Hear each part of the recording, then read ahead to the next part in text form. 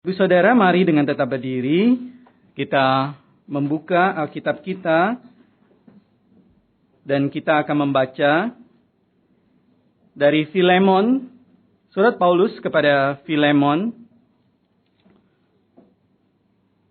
Hanya ada satu pasal ya, dalam surat Paulus kepada Filemon ini. Karena itu kita akan membaca seluruh pasalnya, pasal 1. Ayat 25, kita akan membaca bersaut-sautan. Saya akan mulai dengan ayat yang pertama. Dari Paulus, seorang hukuman karena Kristus Yesus dan dari Timotius saudara kita, kepada Filemon yang kekasih, teman sekerja kami.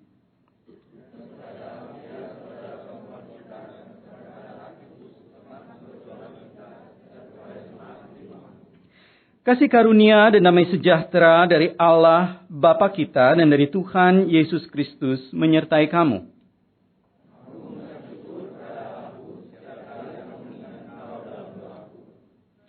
Karena aku mendengar tentang kasih-Mu kepada semua orang kudus dan tentang iman-Mu kepada Tuhan Yesus.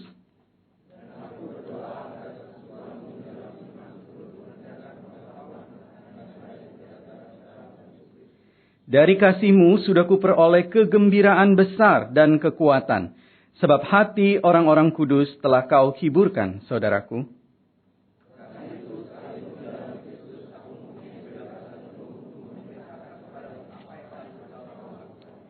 Tetapi mengingat kasih-Mu itu, lebih baik aku memintanya daripadamu. Aku, Paulus yang sudah menjadi tua, lagi pula sekarang dipenjarakan karena Kristus Yesus.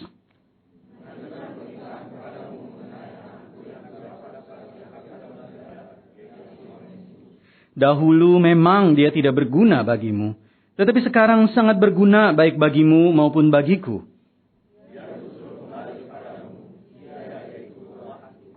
Sebenarnya aku mau menahan dia di sini sebagai gantimu untuk melayani aku selama aku di penjara karena Injil.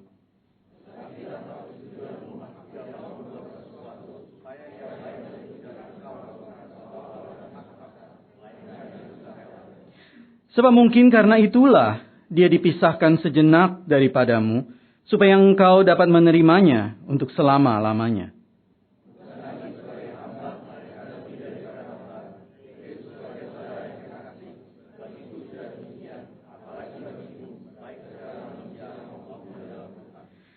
Kalau engkau menganggap aku temanmu seiman, terimalah dia seperti aku sendiri.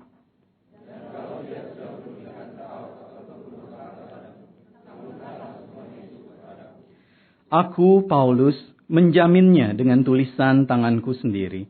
Aku akan membayarnya, agar jangan kukatakan, tanggungkanlah semuanya itu kepadamu. Karena engkau sendiri berhutang padaku, yaitu dirimu sendiri.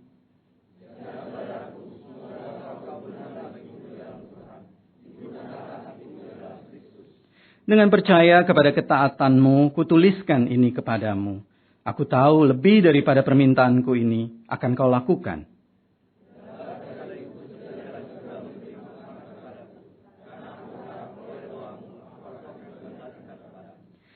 Salam kepadamu dari Epafras, temanku sepenjara karena Kristus Yesus.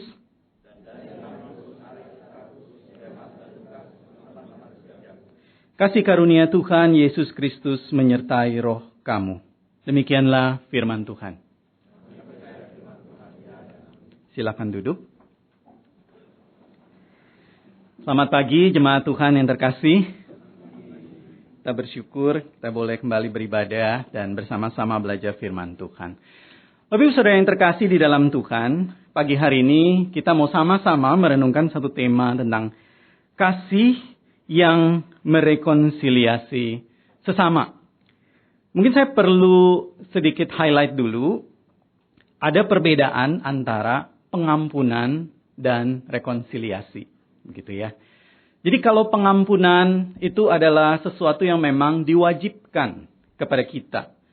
Kita bisa memberikan pengampunan sekalipun orang yang bersangkutan tidak mau diampuni, misalnya begitu. Atau tidak mengakui kesalahannya. Jadi singkat kata, pengampunan itu sifatnya satu pihak. Nah, tapi rekonsiliasi itu takes two. Jadi selalu membutuhkan dua sisi. Harus dua-duanya bersedia untuk merekonsiliasi. Nah, Bapak Ibu Saudara yang terkasih di dalam Tuhan, di dalam kehidupan masyarakat kita yang majemuk seperti sekarang ini, apalagi di abad 21 ini ya, kerelaan untuk berekonsiliasi, berbagi, berdamai, itu seharusnya adalah hal yang wajib. Hal yang sudah tidak bisa ditawar-tawar lagi. Tapi kalau kita mau jujur, hidup kita tidak semanis itu setiap hari. Begitu ya. Kadang-kadang di dalam interaksi kita dengan sesama juga tidak seperti itu. Tidak selalu semuanya berada di dalam kontrol kita. Kita ingin kehidupan relasi yang manis, relasi yang harmonis, relasi yang damai. Tapi kadang-kadang hidup kita jadinya seperti ini nih. Saya mau tunjukkan sesuatu buat kita. Nah, semoga suaranya muncul ya. Kita coba lihat sama-sama.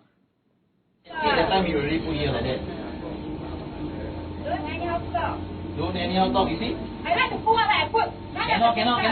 Who are you? Cannot. Hey, you put out your hand. Put down. You don't try to be argue.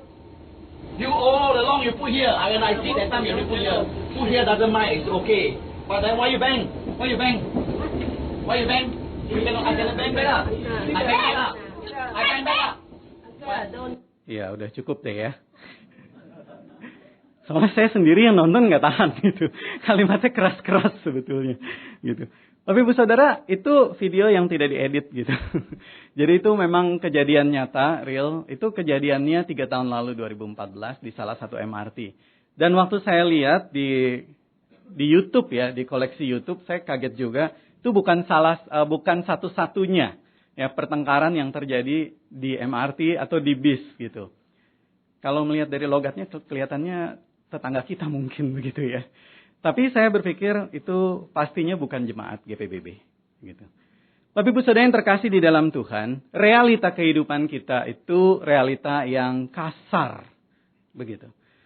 Realita yang kesenggol sedikit saja, padahal yang kesenggol itu bukan orangnya, tetapi yang kesenggol itu tasnya begitu. Nah, dia udah marah sekali seperti itu. Nah itu kalau dilanjutkan, itu argue-nya begitu ya. Itu dua-duanya berdiri dan udah mau pukul-pukulan begitu. Nah itu bukan sesuatu hal yang mencerminkan kasih Tuhan tentunya gitu. Nah di sini kita mau belajar bagaimana kita bisa berekonsiliasi dan itu tidak mudah. Bapak Ibu Saudara yang terkasih di dalam Tuhan, kita mau sama-sama belajar dari 3 tokoh di dalam surat Filemon ini. 3 aspek mengenai rekonsiliasi yang kita lihat dari 3 tokoh. Nah yang pertama kita mau lihat dari konteksnya terlebih dahulu. Bapak Ibu Saudara yang terkasih di dalam Tuhan, konteks dari surat Filemon ini sebenarnya adalah Paulus ingin supaya Filemon itu memaafkan Onesimus dan menerima Onesimus kembali sebagai saudara seiman di dalam Kristus. Dan kita bisa lihat ini dari struktur kiasmus di dalam surat Filemon. Nah, kiasmus ini adalah satu literary device yang dipakai di dalam penulisan-penulisan Alkitab. Paling banyak terlihat itu adalah di dalam penulisan puisi di dalam Perjanjian Lama, tetapi juga dipakai di dalam prosa. Nah, di dalam kiasmus, nah ini minta maaf agak kecil mungkin ya. Tapi untuk mendapatkan seluruh gambarannya, kita bisa melihat jadi titik inti atau the heart itu jantung dari apa yang Paulus ingin sampaikan bisa langsung kelihatan dari kiasmus, yaitu pada huruf J di situ. Yaitu Paulus sebenarnya ingin supaya Filemon itu menerima. Nah dari kiasmus ini berfungsi supaya ada satu pokok pikiran di dalam tulisan Filemon ini, surat Filemon ini. Dan juga pesan yang mau disampaikan itu jadi jelas kelihatan. Kalau kita meletakkannya di dalam cermin kiasmus seperti ini. Nah kita mau melihat tentang kasih yang merekonsiliasi ini. Bagaimana Paulus, Onesimus, dan Filemon itu berperan di dalam surat ini. 3 aspek ini. Bapak Ibu Saudara yang pertama aspek yang pertama dari rekonsiliasi itu adalah, yaitu kita lihat dari pribadi Paulus. Yaitu kasih yang rela menjembatani. Kasih yang rela menjembatani. Nah, seringkali kalau kita mendengar nama Paulus, maka yang terbayang dalam pikiran kita apa? Yaitu Paulus seorang yang tegas, seorang yang keras, seorang yang pengajarannya penuh dengan nuansa doktrin yang dalam. Misalnya kalau kita membaca surat Roma, surat Galatia, surat Efesus. Tetapi tidak begitu di dalam surat Filemon ini. Paulus digambarkan sebagai seorang bapak usia yang sudah sangat lanjut dan dengan kata-kata yang lemah lembut. Nah, pertanyaannya, mengapa Paulus mau menjembatani rekonsiliasi Onesimus dengan Filemon? Karena ini sebenarnya adalah sudah di akhir dari kehidupan Paulus. Paulus waktu itu dipenjara di Roma sekitar, waktu surat ini ditulis itu sekitar tahun 60 sampai 63. Jadi sudah sangat ujung dari kehidupannya. Paulus dipenggal itu tahun 67 oleh Kaisar Nero. Jadi sudah kira-kira beberapa tahun hampir menjelang kematian Paulus. Nah, kenapa Paulus mau menjembatani rekonsiliasi Onesimus dengan Filemon? Ada dua alasan di dalam bagian ini. Yang pertama, karena ada perubahan yang jelas di dalam diri Onesimus. Pasal ayat 11, ayat 16, di sana dikatakan jelas bahwa Onesimus itu menjadi berguna bagi Paulus. Ada satu perubahan. Yang kedua alasannya, ada bukti nyata kasih karunia Tuhan yang dipraktekkan di dalam hidup berjemaat. Saudara, penting bagi Paulus supaya Filemon itu bisa menerima Onesimus. Karena surat ini bukan hanya ditujukan kepada Filemon. Tetapi surat ini kalau kita baca itu ditujukan juga kepada jemaat itu. Jadi ada satu nama perempuan di situ, istrinya kemungkinan besar, dan ada satu nama laki-laki di sana, kemungkinan adalah orang yang penting di dalam jemaat di tempat Filemon ada. Nah, kemungkinan besar jemaat di mana Filemon ada itu adalah jemaat Kolose. Karena di dalam Kolose pasal 4 ayat 9 itu di sana nama Onesimus disebut. Dan Onesimus yang juga turut membawa surat ini bersama dengan nantinya surat Kolose. Bagaimana caranya Paulus akhirnya bisa merekonsiliasi? Sudah ada 3 hal yang Paulus lakukan dalam bagian ini. Yang pertama, Paulus merendahkan hati, bukan memerintah. Sekalipun dikatakan di sana Paulus itu memiliki otoritas. Ayat yang pertama, dia memulai kalimatnya dengan tidak mengatakan bahwa dia rasul begitu. Karena biasanya misalnya di dalam surat Roma begitu ya, rasul atau utusan. Tapi di dalam surat Filemon ini dia mengatakan dia adalah orang yang dipenjara, seorang hukuman karena Kristus. Dia merendahkan diri, merendahkan hatinya. Dia tidak memerintah. Yang kedua, dia berfokus atau Paulus berfokus pada apa yang baik di antara mereka berdua. Misalnya ayat 4 sampai ayat 7 itu menunjukkan satu perubahan yang konkret di dalam diri Onesimus. Jadi sekalipun memang dulu Onesimus itu pernah merugikan Filemon, nah fokus Paulus itu pada apa yang baik, bukan pada apa yang buruk. Nah, ini cara Paulus merekonsiliasi.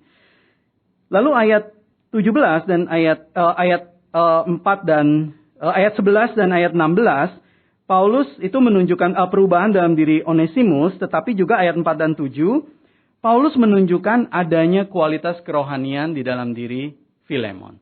Jadi Paulus seperti ingin bilang, Filemon, kamu itu adalah seorang anak Tuhan yang baik. Kasihmu, imanmu itu terdengar ke semua jemaat-jemaat yang lain. Orang-orang kudus semua tahu tentang itu dan mereka dihiburkan. Nah, jadi Paulus itu fokus kepada apa yang baik di antara mereka berdua. Dan yang ketiga, dengan berfokus pada kasih karunia Allah ayat 17 sampai ayat 18. Nah, Bapak Ibu Saudara, ini poin yang menarik, poin yang ketiga ini. Kenapa? Karena kalau kita baca ayat yang ketiga yang tadi kita baca, dan ayat yang ke-25, itu kasih karunia Allah diulang 2 kali. Gitu ya. Jadi di dalam salam pembuka dan di dalam salam penutup atau berkat di sana. Nah, di dalam penulisan Alkitab itu disebut sebagai inclusio. Inclusio seperti 2 buah roti kalau kita makan burger, begitu ya. Jadi ada atasnya, ada bawahnya. Tujuannya adalah untuk mengikat pesan itu tidak melenceng kemana-mana. Supaya di sana di dalamnya, Filemon itu bisa mengerti bahwa ada kasih karunia Tuhan. di dalam pesan Paulus. Tetapi bukan cuma di dalam tulisan itu, tetapi juga kasih karunia Tuhan yang membuat Filemon itu berhutang. Nah, kalau Filemon bisa melihat kasih karunia Tuhan ini, Filemon akan dikuatkan, akan dimampukan untuk berekonsiliasi. Jadi kita bisa menyimpulkan yang pertama ini, dengan rendah hati, Paulus itu berfokus pada kebaikan Filemon dan Onesimus, dan mengajak keduanya untuk berfokus pada kasih karunia Allah bagi mereka. Ini aspek yang pertama dari rekonsiliasi. Harus ada hati yang rela untuk mau menjadi jembatan bagi keduanya. Yang kedua, aspek yang kedua dari rekonsiliasi, itu adalah harus ada kasih yang rela mengakui kesalahan. Sudah di dalam surat ini, Paulus itu memberikan argumen itu banyak sekali. Nah, kita coba lihat argumen-argumen Paulus supaya Filemon itu menerima Onesimus kembali. Nah, ini saya mencoba untuk membongkar ulang teks itu dengan pendekatan struktur teks. Tapi ini agak kecil memang, begitu ya. Nah, Bapak Ibu Saudara yang terkasih di dalam Tuhan, ini kalau kita lihat di dalam kotak yang warna merah itu ada 10 argumen Paulus berikan kepada Filemon. Seperti Paulus itu berkata, Filemon, kamu harus menerima Onesimus kembali. Mengapa? Yang pertama, karena Onesimus itu berguna bagi saya dan juga bagimu. Yang kedua, itu ayat 12 dan seterusnya ya. Karena Onesimus itu buah hati dari Paulus. Karena Onesimus itu menggantikan tugas Filemon melayani Paulus di penjara. Karena Onesimus itu ialah milik Filemon. Karena dia budak Onesimus itu. Ayat 15, karena ada providensia ilahi. Itu Rasul Paulus mengatakan mungkin karena untuk alasan inilah Onesimus itu akhirnya dijauhkan supaya bisa diterima selama-lamanya sebagai saudara yang kekasih di sana. Ayat 16, karena Paulus telah menganggap Onesimus sebagai saudara yang kekasih. Ayat 17, karena dengan menerima Onesimus, Filemon membuktikan bahwa ia menganggap Paulus sebagai teman seiman. Karena Paulus rela menanggung dampak dari kesalahan Onesimus di masa lalu. Lalu yang ke-9, karena Filemon sendiri berhutang diri kepada Paulus. Dan yang terakhir, karena dengan menerima Onesimus, Filemon itu membuktikan dirinya berguna bagi Paulus dan menghiburkannya. Sudah 10 alasan ini adalah 10 alasan yang positif. Yang betul-betul membuat Filemon itu tidak bisa berdalih dan tidak bisa berkata, saya tidak mau menerima Onesimus lagi, misalnya begitu. Tidak bisa. Karena 10 alasan ini adalah argumen yang kuat dan bisa dibuktikan oleh Paulus. Tetapi bukan berarti Paulus itu menyangkali atau menutup mata terhadap kesalahan Onesimus. Misalnya kalau kita membaca di ayat yang ke-10. Mari kita lihat ayat yang ke-10, di sana dikatakan, mengajukan atau aku Paulus mengajukan permintaan kepadamu mengenai anakku yang kudapat selagi aku dalam penjara. Saudara, perhatikan kata yang Paulus pakai di dalam bagian itu. Yaitu Paulus menggarisbawahi kata dalam penjara. Secara tidak langsung Paulus itu ingin mengatakan bahwa Onesimus itu adalah seorang yang memang dia berbuat salah. Dan itu sebabnya dia juga dipenjara bersama-sama dengan Paulus. Dan memang banyak penafsir mengatakan kesalahan dari Onesimus itu adalah kemungkinan besar dia membawa lari uang dari Filemon. Nah, itu bisa dilihat di ayat 18 dan ayat 19. Karena Paulus menggunakan kata hutang di situ berkali-kali. Nah, memang banyak budak pada waktu itu yang lari biasanya membawa sesuatu dari tuannya. Nah, tetapi Onesimus di sini sudah bertobat. Paulus mengafirmasi, menekankan hal ini dan menjamin pertobatan Onesimus. Paulus bahkan mengatakan atau menyebut Onesimus itu dengan panggilan-panggilan, misalnya di ayat yang ke-10 dikatakan Onesimus itu anakku. Lalu ayat yang ke-12 Onesimus itu buah hatiku. Ayat yang ke-16 dikatakan Onesimus itu adalah saudara yang kekasih. Dan ayat 11 dikatakan Onesimus itu sangat berguna. Berarti dengan kata lain, Paulus ingin mengatakan, Onesimus itu sudah bertobat. Sudah mengakui kesalahannya. Dan siap untuk berekonsiliasi. Bapak Ibu Saudara yang terkasih dalam Tuhan. Nah, berkaitan dengan isu rekonsiliasi ini, ada sesuatu yang unik sebenarnya di Indonesia, begitu ya. Nah, ada juga ini orang yang mau atau pihak yang mau berekonsiliasi. Nah, bulan Mei 2017 yang lalu, ada sekelompok kaum radikal yang sudah melakukan banyak aksi damai dalam tanda kutip di mana-mana, begitu ya. Nah, damainya ini memang mungkin perlu ditinjau yang merasakan mungkin si pelaku aksi damai. Sementara yang orang di pihak lain kurang mendapatkan kedamaian itu, begitu. Nah, tiba-tiba mereka ingin melakukan rekonsiliasi dengan pihak Basuki Cahayapurnama atau Pak Ahok. Nah, ini dilakukan pasca vonis pengadilan terkait dugaan penistaan agama. Nah, buat saya ini berita ini menarik. Karena waktu saya membaca di sosial media pun juga banyak sekali orang-orang yang memberikan tulisan-tulisan yang menarik yang mengomentari hal ini. Misalnya yang pertama, ada orang yang menulis seperti ini. Seorang teman bilang, mereka itu kayak orang yang sudah memperkosa habis-habisan, terus ngajak nikah, begitu. Ada juga yang mengatakan satu akun yang lain. Ini agak sedikit mungkin sinis begitu bunyinya ya. Rekonsiliasi itu seperti contohnya, kita sedang jalan santai. Tiba-tiba disamperin. Terus kita ditabok. Terus ditendang. Kita masih diam. Terus digebukin dari berbagai sudut. Diludahin. Dicakar mukanya. Dipelintir dan dikuak-kuak. Nah, kuak-kuak itu apa ya? Lupa. Kosakata yang spesifik. Kuak-kuak itu udah semuanya gak berbentuk dah. Tetapi tetap diam. Kata dia begitu. Akhirnya kita bosen. Dan mulai bersikap. Oke deh kalau begitu ya. Dia tiba-tiba ngulurin tangan. Lalu dia berkata, bagaimana kalau kita rekonsiliasi? Terus dilanjutkan, begitulah kurma-kurma. Nah, begitu katanya. Bapak Ibu Saudara yang terkasih di dalam Tuhan. Niatnya baik mau rekonsiliasi. Tetapi kalau rekonsiliasi itu tidak disertai dengan pengakuan bahwa saya sudah melakukan kesalahan, itu tidak akan pernah bisa terjadi. Kita diwajibkan untuk memberikan maaf dan pengampunan oleh Tuhan Yesus. Tetapi rekonsiliasi itu takes two. Itu butuh dua sisi. Itulah sebabnya bisa terjadi rekonsiliasi antara Onesimus dengan Filemon. Karena Onesimus itu mengakui kesalahan. Sementara dari pihak kaum radikal tidak bisa. Karena mereka sulit mengakui kesalahan. Nah, ini adalah aspek yang kedua dari rekonsiliasi. Aspek yang ketiga dari rekonsiliasi adalah kasih yang rela menerima kembali. Jadi yang pertama harus ada yang rela menjembatani. Harus ada yang rela mengakui kesalahan. Dan harus ada yang rela menerima kembali. Nah, yang kedua tadi itu adalah sisi Onesimus.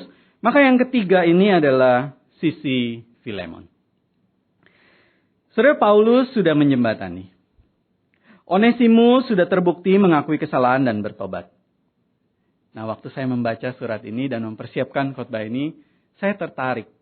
Bagaimana reaksi Filemon? Dia akan menerima Onesimus nggak? Seperti Benny dan Sony. Nah, begitu ya. Kalau Benny dan Sony berangkul-rangkulan gitu di ketujuh ya, yang ketujuh kalau tidak salah. Tetapi bagaimana dengan Filemon? Apakah Alkitab mengatakan bahwa Filemon itu merangkul Onesimus kembali? Nah, di dalam bagian ini Alkitab tidak berkata apa-apa. Alkitab itu silent dan diam.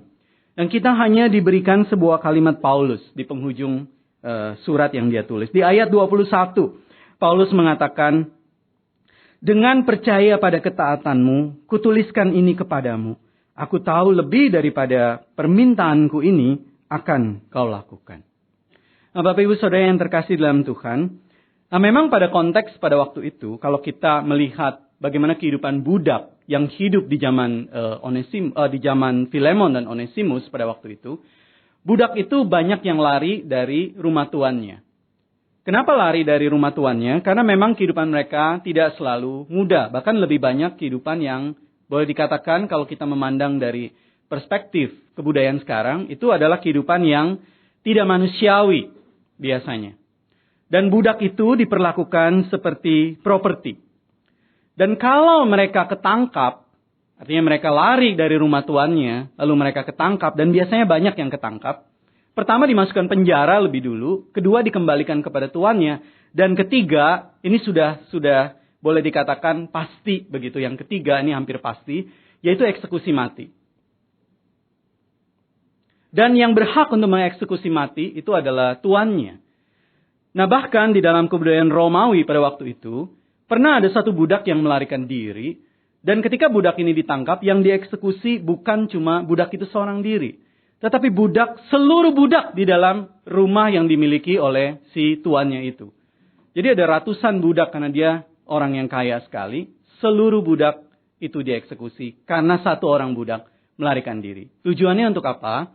Untuk memberikan satu pesan yang keras sekali kepada budak-budak yang lain. Jangan coba-coba lari. Onesimus lari. Maka menurut hukum pada waktu itu, Filemon berhak menghukum mati Onesimus. Nah, tetapi disinilah firman Tuhan berbicara. Tetapi di sini Filemon juga punya kesempatan untuk bertindak sesuai kasih Tuhan Yesus. Bertindak melawan arus kebudayaan dan hukum yang dianggap benar pada waktu itu, yaitu perbudakan. Dan jika kita mengingat kualitas kerohanian Filemon yang begitu baik, itu di awal dari surat yang kita baca, nah saya percaya ada rekonsiliasi di antara keduanya. Saudara bayangkan rumah Filemon pada waktu itu, dan bersama-sama Onesimus dengan si pembawa surat yang lain ini akhirnya sampai ke rumah itu, dan sampai dengan kepada jemaat di sana. Mungkin ada perasaan tidak suka awalnya, mungkin ada perasaan, kenapa ini budak yang melarikan diri sekarang berbalik? Kita tidak tahu tanggapan dari jemaat yang lain. Tetapi seperti yang Paulus katakan dengan percaya pada ketaatanmu. Saya percaya pada waktu itu ada pengampunan. Ada rekonsiliasi dan ada pelukan mereka menerima kembali. Kali ini bukan sebagai budak, tetapi sebagai saudara yang kekasih. Bapak Ibu Saudara yang terkasih di dalam Tuhan, ini menjadi berkat bukan hanya bagi Onesimus dan Filemon, tetapi juga bagi jemaat Kolose, bagi jemaat tempat di mana mereka beribadah pada waktu itu. Dan hal ini diperkuat oleh sumber patristik, satu sumber yang ditulis oleh Ignatius. Yaitu Ignatius ini adalah murid dari Yohanes yang adalah murid dari Tuhan Yesus. Ignatius itu banyak menulis surat. Dan salah satunya itu adalah surat kepada jemaat di Efesus. Dan dia mengatakan bahwa Onesimus itu pada akhirnya melayani sebagai pemimpin rohani pada tahun-tahun berikutnya. The first collector of Pauline letters, namely Onesimus himself, the bishop of Ephesus, referred to by Ignatius in his own letter to Ephesus. Saudara, dari seorang budak yang melarikan diri, yang layak untuk dihukum mati, menjadi tahanan penjara. Dan akhirnya dia menjadi seorang hamba Tuhan yang menjadi berkat bagi banyak orang. Kemudian melayani di Efesus. Ini tidak lepas dari kontribusi, dari kerelaan hati dari hati Filemon. Hati yang mau menerima kembali. Bapak Ibu Saudara yang terkasih di dalam Tuhan, pagi hari ini kita belajar selama ada kasih yang rela menjembatani, kasih yang rela mengakui kesalahan, dan kasih yang rela untuk menerima kembali rekonsiliasi damai atas dasar kasih karunia Tuhan, itu terbuka, tersedia bagi setiap kita yang rela. Saudara, yang menjadi pertanyaan sampai pada titik ini adalah bagaimana dengan kita? Saudara, izinkan saya bertanya, di mana posisi kita saat ini? Apakah kita sedang berada pada posisi seperti Paulus? Kita diberikan kesempatan untuk menjembatani dua pihak yang berselisih. Dua pihak yang bersitegang. Yang menjadi pertanyaan adalah apakah kita rela berinisiatif untuk menyatukan keduanya? Apakah kita berfokus pada hal-hal yang positif di antara mereka? dan pada kasih karunia Tuhan yang menyatukan mereka berdua. Atau mungkin kita saat ini berada pada posisi kita seperti Onesimus. Mungkin kita tidak menyebabkan kerugian material, kita tidak mencuri, kita tidak korupsi, kita tidak membuat orang lain rugi secara keuangan. Tetapi mungkin kita sudah menyebabkan kerugian emosional. Kita membuat hati pasangan, anak, orang tua, teman kita itu jadi terluka oleh kata-kata kita yang tajam. Bercandaan-bercandaan kita yang dimaksudkan sebetulnya adalah membuat semua orang tertawa kecuali dia. Karena dia yang kita permalukan. Atau oleh perilaku kita yang tidak berintegritas, kita mengkhianati kepercayaan sesama kita. Atau mungkin kita juga menyebabkan bukan hanya kerugian emosional, tetapi juga kerugian relasional. Mungkin selama ini kita ada secara fisik bagi teman, bagi pasangan, bagi anak kita. Tetapi status kita itu in absentia, alias tidak hadir. Sehingga kalau kita diajak bicara itu nggak nyambung. Kalau diajak jalan kita itu nggak mood. Kalau diajak rekreasi kita itu nggak ada semangat. In absentia. Kita itu kalau diibaratkan seperti smartphone. Smartphone yang kita biasa pakai. Kita berada pada posisi aeroplane mode. Smartphone-nya ada, tapi nggak connect. Kitanya ada, tetapi tidak connect kalau diajak berelasi. Saudara, kita sudah menyebabkan kerugian emosional, kerugian relasional. Atau jangan-jangan kita juga berada pada posisi seperti Filemon yang terakhir. Kita adalah orang yang dirugikan itu. Dan tidak mudah mengampuni. Tetapi bagi setiap kita yang rela, Tuhan katakan itu tidak mustahil. Saudara, maukah kita memandang kepada kasih karunia Tuhan Yesus yang sudah mengampuni dan menerima kita kembali. Bahkan di atas kayu salib, dia mengampuni segala dosa-dosa kita. Jikalau kita berada pada posisi yang dirugikan, disakiti, maukah kita menjadi perpanjangan kasih karunia Tuhan, menerima kembali, seperti Filemon menerima Onesimus. Firman Tuhan di dalam Roma 15 ayat yang ke-7, yang tertulis di dalam gempita kita. Firman Tuhan itu berkata, mari kita baca bersama-sama. 1, 2, 3. Sebab itu terimalah satu akan yang lain. Sama seperti Kristus juga telah menerima kita untuk kemuliaan Allah. Saudara, jika kita menerima satu dengan yang lain di dalam rekonsiliasi damai, niscaya Tuhan Allah itu akan dimuliakan. Dan kita di dalam pertemanan, di dalam keluarga, di dalam pekerjaan, gereja dan masyarakat, itu akan menjadi terang Tuhan. Kiranya Tuhan memberkati kita. Amin. Bapak Ibu Saudara, mari kita masuk di dalam saat hening. Pemusik akan menghantar kita di dalam kita berdoa kepada Tuhan. Dan saya akan membacakan satu doa dari Fransiskus Assisi. Kiranya doa ini menjadi berkat bagi kita. Membawa hati kita datang kepada Tuhan.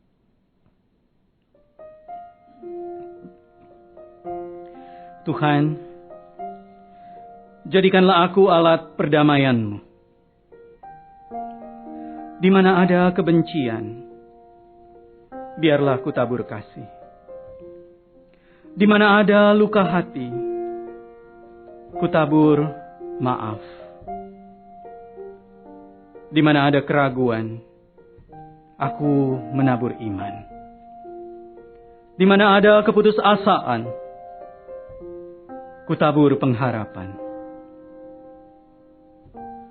Di mana ada kegelapan, ku tabur cahaya.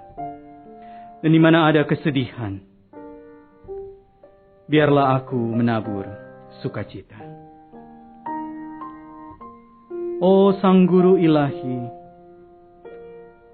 kabulkanlah permohonanku, supaya aku tidak selalu meminta untuk dihibur, tetapi menghibur. Tidak selalu untuk dipahami, tetapi memahami. Tidak selalu untuk dikasihi, tetapi mengasihi. Karena di dalam memberi, kita mendapat. Dalam mengampuni, kita diampuni. Dan dalam kematian terhadap diri sendiri, kita dilahirkan kembali untuk hidup yang kekal.